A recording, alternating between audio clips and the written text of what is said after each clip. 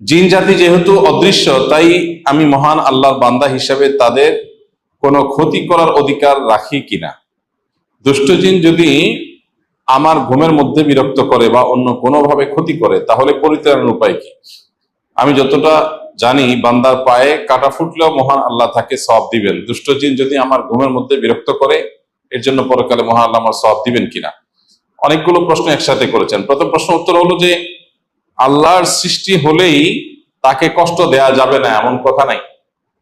আল্লাহ যদি কোনো সৃষ্টিকে সৃষ্টি করেন যেটা দিয়ে মানুষ উপকার হাসিল করবে, যেমন আল্লাহ তাআলা হালাল প্রাণীগুলো সৃষ্টি করেছেন মানুষের খাদ্য হিসেবে, অতএব তাদেরকে জবে করে খানা খাওয়া হালাল। আবার কোন প্রাণী যদি মানুষের কষ্টের কারণ হয়, উপদ্রবের কারণ হয়, তাহলে সেগুলোকে মারা, সেগুলোকে নিধন করা, এটারও অধিকার মানুষের আছে, কারণ আপনাকে সে কষ্ট দিচ্ছে। আর যদি কোনো প্রাণী আপনার কোনো কষ্ট না দেয়, কোনো ক্ষতি না করে, অহেতুক আপনি তাকে মারলেন, ক্ষতি করলেন, কষ্ট দিলেন, তাহলে সেটা অবশ্যই আপনার জন্য মাজমুম বা নিন্দনীয়, নিষিদ্ধ কাজ। অতএব কোন জিন যদি আপনার ক্ষতি করে, তাহলে সেই ক্ষতি থেকে বাঁচার জন্য আপনি আত্মরক্ষামূলক কাজ করবেন, সেটাই স্বাভাবিক। আর মানুষের ঘুমের মধ্যে, ঘুমের বাইরে যে কোনো মুহূর্তে দুষ্ট জিনের উপদ্রব যদি হয়, তাহলে তার আত্মরক্ষার জন্য নবী করিম সাল্লাল্লাহু আলাইহি ওয়াসাল্লামের শেখানো আমল আছে, 3 কুলের আমল আছে, অন্যান্য যে সমস্ত রক্ষা কবচ আমল আছে, সেই আমলগুলো আমরা বেশি বেশি করবো ইনশাআল্লাহ। এবং কোনো বিপদ যদি হয়, অনেকে আছেন যে ব্ল্যাক ম্যাজিকের কারণে কষ্টে আছেন, অনেকে আছেন দুষ্ট জিনের উপদ্রবের কারণে কষ্টে আছেন, এবং এই কষ্টটা এত বেশি যে আসলে এই কষ্ট থেকে পরিত্রাণের উপায় অনেকে খুঁজে পান না। এবং অনেক সময় দেখা যায় কষ্টগুলো মাত্রাতিরিক্ত, অনেক বেশি, অনেক কষ্ট। পরিবারের কেউ জিনে আক্রান্ত, দুষ্ট জিনে সওয়ার হয়েছে তার উপরে, কিংবা কোনো সেহের বা ব্ল্যাক ম্যাজিক করা হয়েছে কারোর প্রতি, তখন দেখা যায় যে ওই পুরো পরিবারের মানুষের ঘুম হারাম হয়ে যায়, পেরেশানি কোনো শেষ থাকে না। সন্দেহ নাই, যদি এটা থেকে আত্মরক্ষার জন্য তিনি রুকিয়া শরঈয়া, শরিয়া সম্মত ঝাড়ফুঁক বা রুকিয়ার আশ্রয় নেন, রুকিয়ার মাধ্যমে তিনি ট্রিটমেন্টের চেষ্টা করেন, পাশাপাশি এই বিপদে তিনি সবর করেন, ধৈর্য ধারণ করেন, অবশ্যই এর জন্য তিনি বিনিময় লাভ করবেন। কারণ এটা তো সঠিক যে নবী করিম সাল্লাল্লাহু আলাইহি ওয়াসাল্লাম বলেছেন, ইমানদার তার যদি পায়ে কাঁটাও ফুটে এবং সে যদি সবর করে, ধৈর্য ধারণ করে, আল্লাহর ফয়সালাকে মেনে নেয়, এর বিনিময় সে আল্লাহর কাছ থেকে আজর এবং বিনিময় পাবে। এই জন্য যদি কেউ এরকম দুষ্ট জিনের উপদ্রব কিংবা সেহেরের শিকার হয়ে কষ্ট পায় এবং সে সবর করে, ইনশাআল্লাহ সে আল্লাহর কাছ থেকে আজর লাভ করবে। জুমার দিনে ইমাম সাহেবের কাছাকাছি বসা বলতে কি বোঝায়? এটা কি প্রথম কাতারে বসা বোঝায়?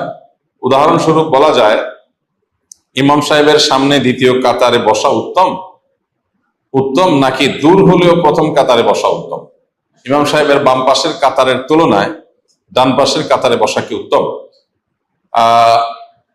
এমনিতে সামনের কাতারে বসার ফজিলত পরিষ্কার, বিভিন্ন হাদিসে বিশুদ্ধভাবে বর্ণিত হয়েছে যে নবী করিম সাল্লাল্লাহু আলাইহি ওয়াসাল্লাম ইরশাদ করেছেন, যদি কেউ সামনের কাতারে দাঁড়ানোর ফজিলত জানতো, মানে সত্যিকারের ফজিলত জানতো, আল্লাহর কাছে যে কি মর্যাদা, সে বাস্তব রূপটা যদি কেউ উপলব্ধি করতে পারতো, তাহলে তোমাদের সমাজে নামাজের সামনের কাতারে বসার জন্য লটারি করা হয়।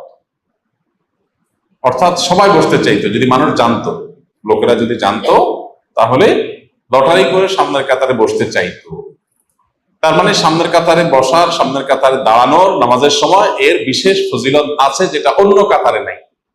এই জন্য আমাদের সবসময় চেষ্টা থাকবে সামনের কাতারে দাঁড়ানোর, সামনের কাতারে বসার। আর সামনের কাতারে বসা বা দাঁড়ানোর জন্য আগে আগে আসতে হবে, পরে এসে মানুষকে ঠেলে ঠেলে সামনের কাতারে যাওয়া প্রশংসনীয় কাজ না। আগে এসে নামাজের জন্য প্রিপারেশন নিয়ে বসে থাকতে হবে, নামাজের জন্য অপেক্ষা করাটাও নামাজের মতো সওয়াব।